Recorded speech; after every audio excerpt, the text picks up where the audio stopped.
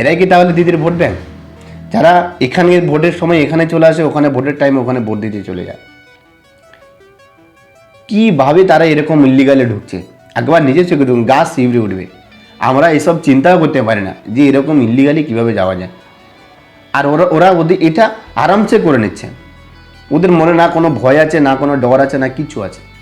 ওরা এসবকে ভয়ও করে না যে একটা অন্য দেশ, আমি অন্য দেশে ইল্লিগালে ঢুকছি, এই যে মনের একটা ভয়, ওই ভয়টা ওদের নেই। ওরা ভয়কে পাত্তাই দিচ্ছে না, যেন ভারত ওদের আরেকটা দেশ, যেখানে আমরা কোনো ভিসা লাগবে না, না কোনো পাসপোর্ট লাগবে, আমরা ওখানে আরামসে ঢুকে যেতে পারবো। এরকমভাবে ওরা চলাফেরা করছে। ভোটের টাইমে আসবে, ভোট দিবে, চলে যাবে। এদের এখানেও এক বাড়ি আছে, ওখানে এক বাড়ি আছে। ওখানে বাড়ি ওখানে সময় ব্যবহার করে, এখানকার বাড়ি এখানে সময় ব্যবহার করে। এরকম করেই তো করছে। আগে ধীরে ধীরে আসতে, কোনো একটা জায়গায় আসতে 4-5 জন লোক, 6-7 জন, 10 জন, 20 জন, 50 জন আসবে, আধার কার্ড কাউকে টাকা খাইয়ে করে নেবে, ভোটার কার্ড করে নেবে, এরপরে ভোট দিবে। ওখানকার কোনো সাদা সিধের লোককে পটিয়ে হচ্ছে জায়গা কিনে নেবে, ওখানে 5-7টা করে 5-7 জায়গায় বিয়ে করে নেবে, 5-7টা বিয়ে করে এরপরে 30-35টা বাচ্চা বের করে নেবে। এই ব্যাস, এভাবে তো ডেমোগ্রাফি চেঞ্জ হচ্ছে। এই যে মালদা, মুর্শিদাবাদ, মুসলন্দপুর, এই সমস্ত যে বর্ডার এরিয়া, বনগাঁ, এই সমস্ত যে বর্ডার এরিয়া, এখানে ডেমোগ্রাফিটা চেঞ্জ কীভাবে হচ্ছে? আজ ওখানে আমাদের বিএসএফ ওখানে সিকিউরিটি হিমশিম খাচ্ছে কেন? এইসব কারণেই তো। আরে ভাই, বাংলাদেশের সাথে আমাদের অনেক বড় বর্ডার, যেখানে নদী আছে, নালা আছে, দুর্গম জঙ্গল আছে, সব জায়গায় তো আর ফেন্সিং করা সম্ভব নয়, বিএসএফ যাওয়া সম্ভব নয়। এমন এমন জায়গা আছে যেখানে ড্রোন অবধি যাওয়া সম্ভব নয়। তা ওই সমস্ত জায়গা দিয়ে এরকমভাবেই তো আসছে, সুযোগের সদ্ব্যবহার করছে।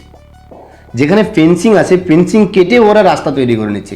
এই ভিডিওটা এটাই তো প্রমাণ করছে, ভিডিওটা এটাই তো দেখাচ্ছে যে কীভাবে তারা দাঁত কেলে ভিতরে ঢুকছে। আর এখন ভোটের টাইম, এরপরে যদি বিএসএফ যদি গুলি করে কোনো কারণবশত, এরপরে হচ্ছে আমাদের দেশের লেফটিস্ট যে ইয়েগুলো আছে, মিডিয়াগুলো আছে, ওরাও কান্নাকাটি করবে যে ভারতের বিএসএফ তো এটা তো মানবাধিকার উল্লঙ্ঘন করেছে। ওখানকার মিডিয়াও কান্নাকাটি করবে যে ভারতের বিএসএফ তো হচ্ছে মানবাধিকারের উল্লঙ্ঘন করছে। ওদের কাছে গণতন্ত্রের কোনো নামে নেই, ওদের কাছে দামে নেই গণতন্ত্রের। এরকম হলে গণতন্ত্রের দামটা কিভাবে থাকবে? এরকম যদি হয়, গণতন্ত্রের দামটা কিভাবে থাকবে? মানবাধিকার কিভাবে উল্লঙ্ঘন হচ্ছে দেখুন একবার নিজের চোখে, যে কিভাবে ওরা দাঁত কেলে ভিতরে ঢুকছে, যেন ভারত ওদের আরেকটা বাড়ি। কোনো ভয় নেই, শরীরে কোনো ডর নেই যে বিএসএফ আছে, বিএসএফ পাহারা দিচ্ছে, যদি বিএসএফ দেখে গুলি করবে, এইসবের কোনো তোয়াক্কাই করে না। আর যখন কিছুদিন আগে যখন আমাদের বিএসএফেরা আমাদের যে দুর্গম এরিয়াগুলো, ওখানে যখন সাপ ছাড়ছিল, সাপ ছাড়ার কথাবার্তা বলছিল, আবার হচ্ছে কুমির ছাড়ার কথাবার্তা বলছিল, তখন আমাদের দেশে নিজেদের দেশের মিডিয়ারা কান্নাকাটি করছিল, আবার হচ্ছে বাংলাদেশের মিডিয়ারা কান্নাকাটি করছিল। এবার নিজের চোখে দেখা যে বিএসএফ কেন সাপ ছাড়তে বাধ্য হচ্ছে, কুমির ছাড়তে বাধ্য হচ্ছে। আরে ভাই, গুলিও চালাতে পারবে না, সাপও ছাড়তে পারবে না, কুমিরও ছাড়তে পারবে না, তো বিএসএফ করবে তো করবেটা কি? ওকেও তো সরকার একটা মাইনে দেয়, আর ওর উচিত যে দেশের নিরাপত্তা প্রদান করা, দেশের সিকিউরিটি প্রদান করা। ওকে তো ওর কাজটা করতে হবে। তাহলে ওকে কী করতে হবে?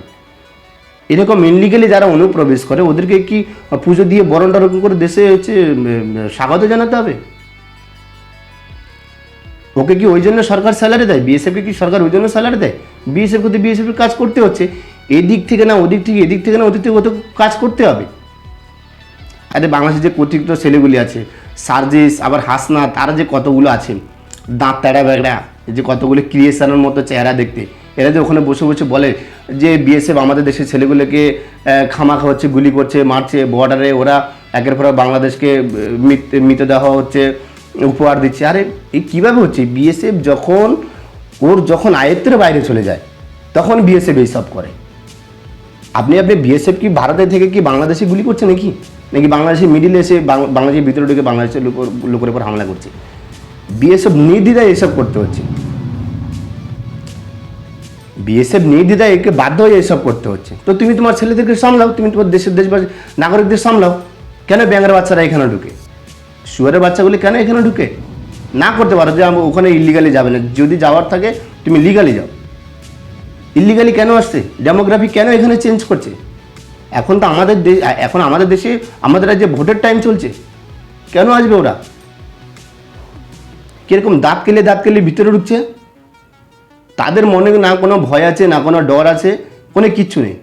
যদি ওরা মারাও যায়, যদি ওদেরকে যদি বিএসএফ গুলিয়ে করে, ব্যাস ওদের পক্ষে কথা বলার 1 লাখ লোক পেয়ে যাবে, কত মিডিয়া পেয়ে যাবে। আমাদের দেশের ভিতরে অনেক মিডিয়া আছে যারা ওদের পক্ষে হয়ে কথা বলে, মানবাধিকার টান মারে। আজ মালদা, মুর্শিদাবাদ, হচ্ছে তোমার বনগাঁ, এই যে অশান্তির কারণ কি? এই সমস্ত জায়গায় অশান্তির কারণ কি? এরাই 5-7টা করে বিয়ে করবে, 5-7টা বিয়ে করে হচ্ছে 30-40টা 50টা করে বাচ্চা বের করবে। ওই বাচ্চা দিয়ে তো ওরা ডেমোগ্রাফি চেঞ্জ করে। ওরা ডেমোগ্রাফি চেঞ্জ হওয়ার পরে ওরা হচ্ছে ওদের মতো করে ওটা আইন কানুন তৈরি করে। কীভাবে হচ্ছে এটা নিজের চোখে দেখুন, কীভাবে কিলকিল করে সাপের মতো ঢুকছে। রাস্তা করে নিচ্ছে পুরো, তার কাটাকে গুড়িয়ে রাস্তা করে নিচ্ছে, প্রপার রাস্তা। তারপর ওখানকার এদের মা, যদি বিএসএফ যদি ওদেরকে যদি গুলি করে, তখন ওদের মারা ওখানে থেকে কান্নাকাটি করবে যে বিএসএফ আমার ছেলেকে মেরে দিয়েছে, আমার ছেলে তো ওখানে ঘুরতে গেছি। আরে তোমার ছেলে ঘুরতে গেছে, এটাকে ঘুরতে যাওয়া বলে? এক দেশ থেকে অন্য দেশে ইলিগালি প্রবেশ করছে, এটাকে ঘুরতে যাওয়া বলে? আর দেশেরও তো একটা নিজস্ব আইন কানুন আছে, নিয়ম কানুন আছে। বিএসএফকে বিএসএফের কাজ করতে হচ্ছে, ব্যাস সব কথা। সামলাও নিজের ছেলেদেরকে, নিজের নাগরিকদের, যেন এখানে ইলিগালি প্রবেশ না করে। বিএসএফ হচ্ছে কুমিরও ছাড়তে পারবে না, সাপও ছাড়তে পারবে না, গুলিও ছাড়তে পারবে না। তো বিএসএফ করবেটা কি? বিএসএফকে ওখানে বসে রাখার জন্য সরকার স্যালারি দেয়? বিএসএফকে ওখানে বসে রাখার জন্য সরকার স্যালারি দেয়? বিএসএফকে তো বিএসএফের কাজ করতে হবে। তাহলে তুমি ওখানে থেকে কান্নাকাটি করলে তো হবে না। পাঠাবে না তোমার ছেলেকে, সতর্ক করে দেবে যে তোরা ওখানে যাবি না, এটা ইলিগালি ব্যাপার, ওখানে মৃত্যুর ভয় আছে। বলে দাও। কেন বলছো না তুমি তোমার ছেলেদেরকে?